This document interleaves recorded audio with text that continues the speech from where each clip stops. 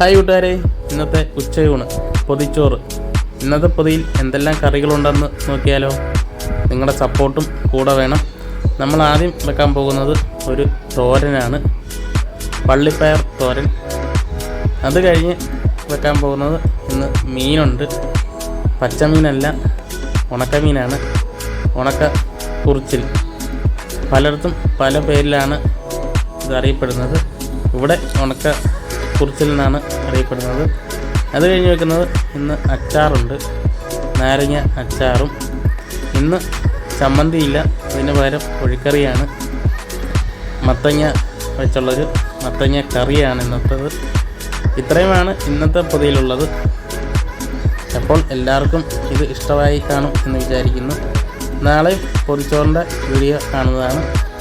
എല്ലാവരും ഒന്ന് സപ്പോർട്ട് ചെയ്യണേ. Okay, good bye.